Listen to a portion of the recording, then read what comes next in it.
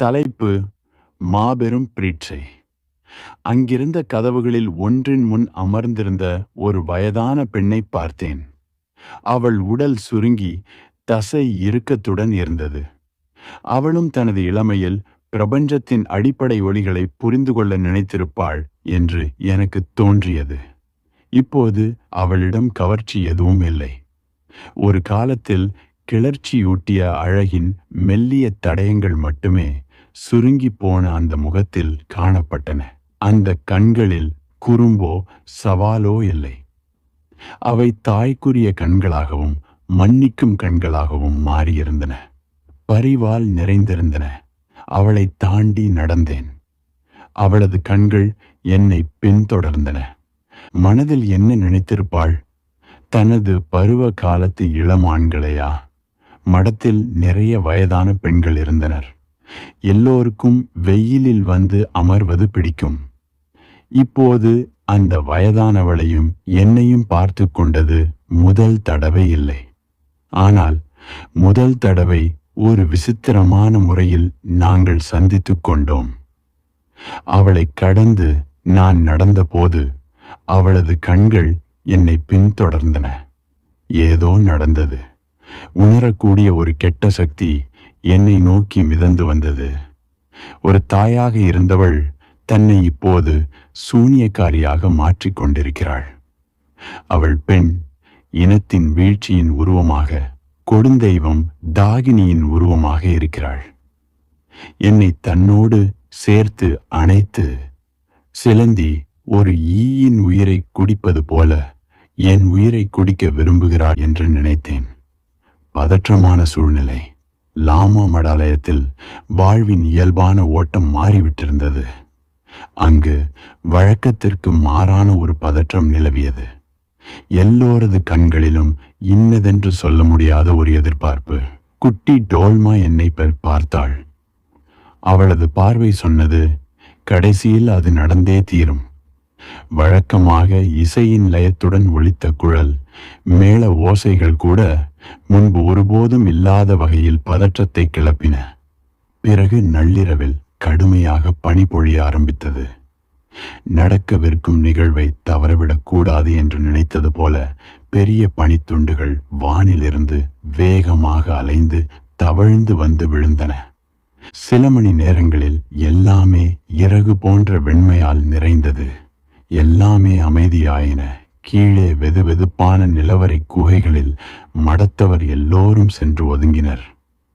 பனிப்பொழிவு நீண்ட நாட்கள் நீடிக்கப் போகிறது என்று எல்லோருக்கும் நன்றாக தெரிந்தது. ஒரு வழியாக நீண்ட அந்த குளிர்காலம் வந்தேவிட்டது. டோர்ஜே என்ற வயதான பிக்கு, வித்தியாசமான பெயர்கள் கொண்ட சில பிக்குகள் அங்கே இருந்தனர். எங்களுக்கு கஞ்சா கொடுத்தார். அதன் விளைவுகள் ஹென்றி அலெக்சாண்டர் நெப்போலியனையே வியக்க வைத்தன. பனி விடாமல் பொழிய வேண்டும். அடுத்த கோடைக்கு முன் நாங்கள் இங்கிருந்து போகக்கூடாது என்ற எண்ணத்தில் சட்டென்று எங்களுக்குள் உண்மையான மகிழ்ச்சி ஏற்பட்டது. உலகம் தனக்கான வீட்டை எங்களுக்குள் கண்டுகொண்டது. அச்சம், சந்தேகம், நிச்சயமின்மை ஆகியவற்றின் கூரைகளை மூடி எங்கள் தலைகளுக்குள் பனி பொழிந்தது. மறுநாள் காலை உணவுக்கு பின் டோர்ஜே என்ற அந்த இளம் பிக்கு, ஆங்கிலம் பேசிய பிக்கு, எங்களை நிலவரையின் மையக்கூடத்திற்கு அழைத்துச் சென்றான். லிங்கத்தின் முன் நடக்கும் சடங்கு மங்கலாக எரிந்து கொண்டிருந்த நூற்றுக்கணக்கான வெண்ணெய் விளக்குகளின் வெளிச்சத்தில் நாங்கள் கண்ட காட்சி அப்படியே எங்களை ஸ்தம்பிக்கச் செய்துவிட்டது. வளைவான வாயில் அமைந்த ஒரு குகைக்குள் 100க்கும் மேற்பட்டோர் இருந்தனர்.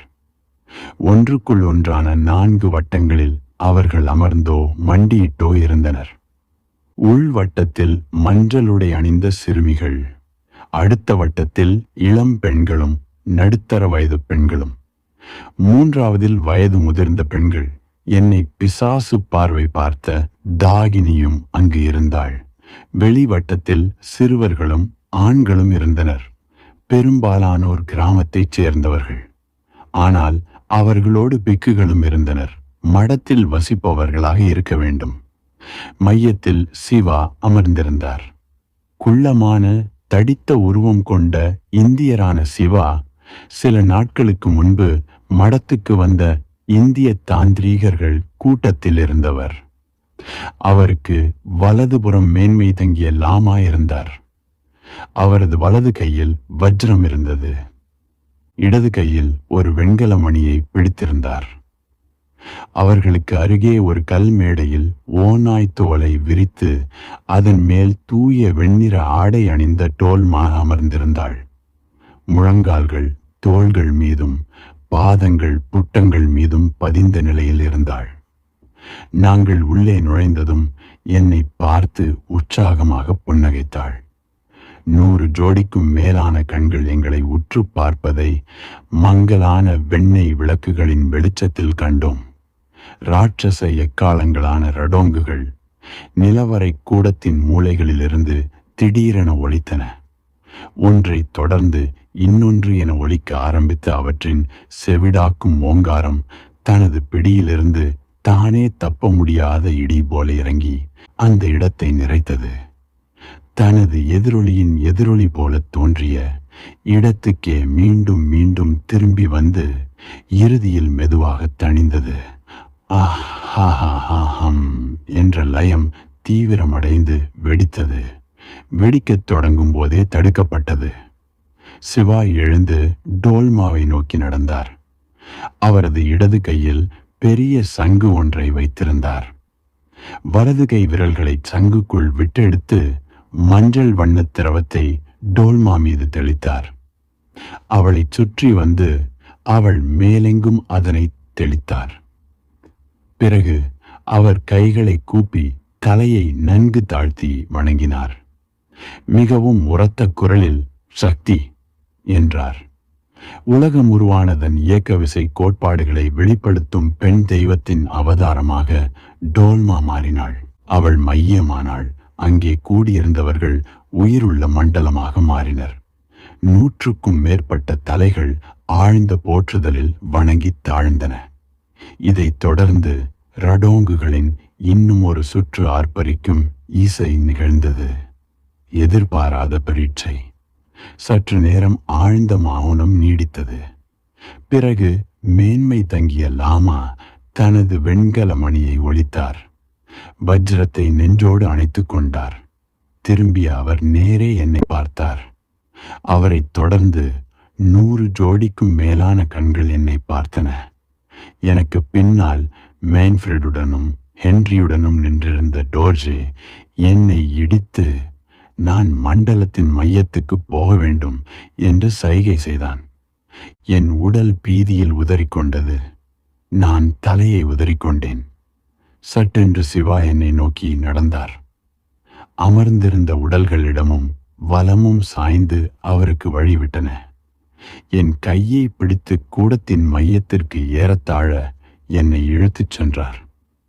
டோல்மாவின் முன்னால் என்னை தள்ளி, நீங்கள் அதிர்ஷ்டசாலி, ஒரு கன்னி பெண் உங்களை தேர்ந்தெடுத்திருக்கிறாள். அவளை கர்ப்பமாக்குங்கள். அப்போது அவளை நாங்கள் சக்தியாக படைப்பின் தெய்வமாக வணங்குவோம். அவர் விலகி நின்றார். லாமா வெண்கல மணியை ஒலித்தார். பிறகு அந்த கூடம் அமைதியில் ஆழ்ந்தது. பதற்றம் மிக்க எதிர்பார்ப்புடன் டோல்மா என்னை பார்த்தாள். என்ன நடக்கப் போகிறது என்று அவள் அஞ்சிக் கொண்டிருந்தாள். இருந்தும் இந்த சந்தர்ப்பத்தை நழுவ விடுவதை விட இறந்து போவது உத்தமம் என்று நினைத்தாள். நான் கனவில் கண்டேன் என்று அவளிடம் சொல்ல நினைத்தேன். நான் அவளை முதலாகச் சந்தித்த கைலாய மலையின் உச்சியில் நடன பெண்களின் வட்டத்திலிருந்து தன்னை விடுவித்து கொண்டு வந்து என்னிடம் ஒரு கத்தியை கொடுத்து நெஞ்சில் குத்தச் சொன்னவள் அவள். அந்த சிறிய உடலை, ஒரு குழந்தை தோழியின் உடலை அணைத்து அவள் காதுகளில் மெதுவாக இப்படி சொல்ல நினைத்தேன். இங்கே நடப்பவற்றுக்கு எந்த அர்த்தமும் இல்லாத ஒரு இடத்திற்கு நாம் ஓடிப்போவோம். அங்கே தற்செயல்களின் மொத்த தொகையை விட பெரிதான விதியின் பலியாடுகள் நாம் என்ற அச்சத்திலிருந்து தப்பிக்கலாம். அல்லது இவை அனைத்தினது அர்த்தத்தை நமக்கு விளங்கச் செய்யும் ஒரு இடத்திற்கு நாம் தப்பிச் செல்லலாம். அங்கே தண்ணீர் அதனின்று உயரும் அலையின் வளைவுக்கு ஏற்ப தன்னை மாற்றிக்கொள்வது போல நம்மிடமிருந்து என்ன எதிர்பார்க்கப்படுகிறதோ அதை செய்யலாம். ஆனால் என்னால் பேச முடியவில்லை. ஏனென்றால் அந்த கணத்துக்கே உரிய வகையில் நான் இறந்து போனேன். எனக்குள் ஏதோ அருந்தது, எதுவோ உடைந்தது. மண்டலத்தின் நடுவே எந்த ஐயமுமின்றி தற்கணத்திடம் சரணடைந்து என் நிழலிடமிருந்து தப்பிச் சென்று விடும் சாத்தியத்தின் மையத்தில் நின்று கொண்டிருப்பதை உணர்ந்தேன். ஆனால் என் நிழல், என் தன்முனைப்பு என்னை அதற்கு அனுமதிக்கவில்லை. அதன் பிடி முன்பை விட வலுவடைந்தது.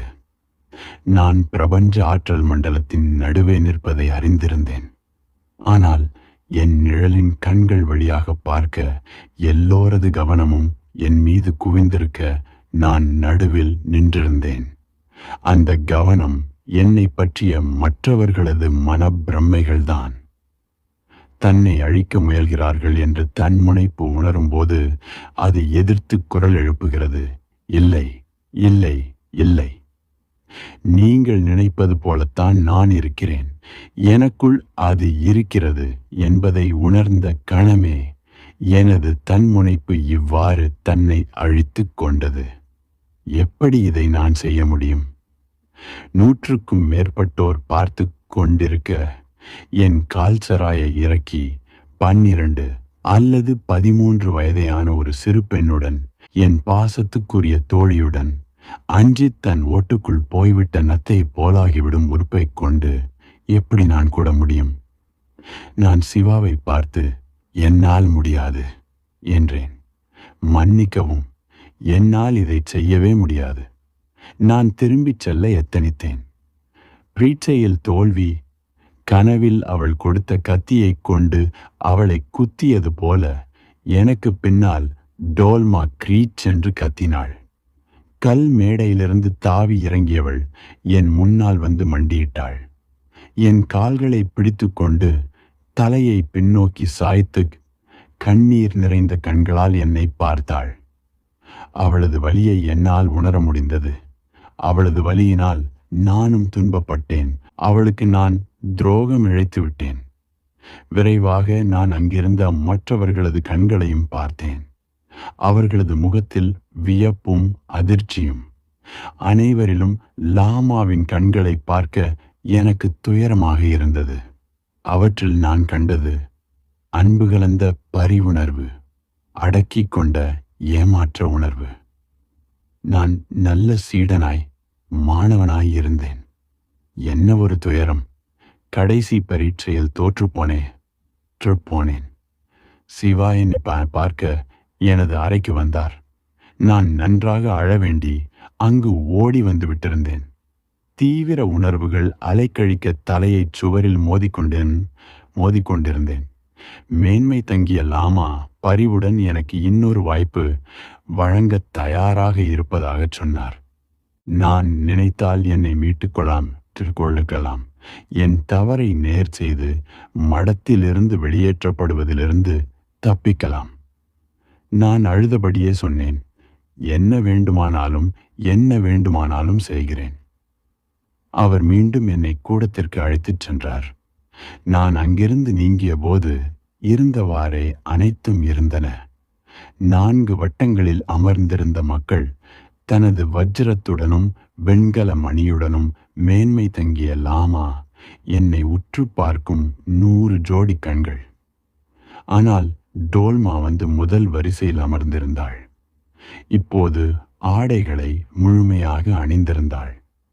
அவளது கண்களில் கண்ணீர் இன்னும் வடியவில்லை.